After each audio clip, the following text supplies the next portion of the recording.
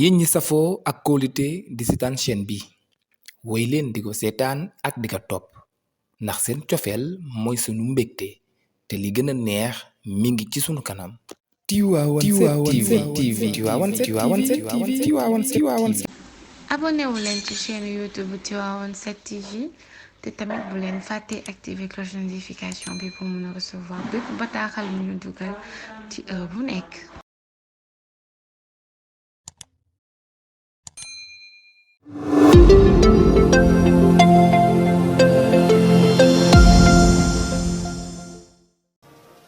benn ñoom objectif lañu dese mooy nañu fexe ba éliminer Moustapha Sy Moustarchid yango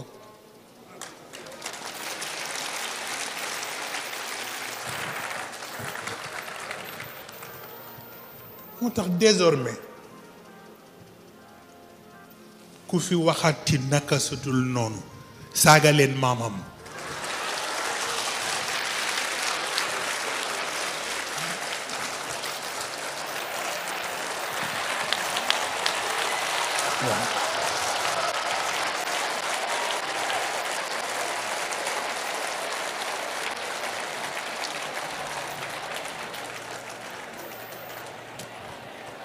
te bu laajee ngeen ñaf ko ngeen ñaf ko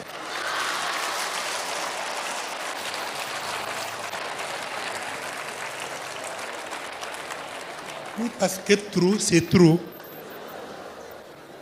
Cela n'a rien à voir ak parti politique, n'a rien à voir ak élection. ku yàlla def sutura nga nar ñu woteel yàlla dina def ci yow nga woteel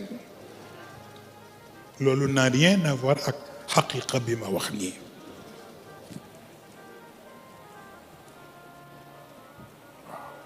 parce que sëñ Cheikh Tijani moo ma ko waxoon laata muy wujji boroomam ni ma Moustapha ma ni ko labbayka mu ne ma des na tuuti ku ne yaay fajal sa bopp. yéen ñi safoo ak kóolute di seetaan chaîne bi woy leen di ko seetaan ak di ko topp ndax seen cofeel mooy sunu mbégte te li gën a neex mi ngi ci sunu kanam. Tivaouane 7 TV. abonné wu leen ci chaîne YouTube Tivaouane 7 TV te tamit bu leen fàtte activer cloche notification bi pour mën a recevoir bépp bataaxal bu ñu dugal ci heure bu nekk.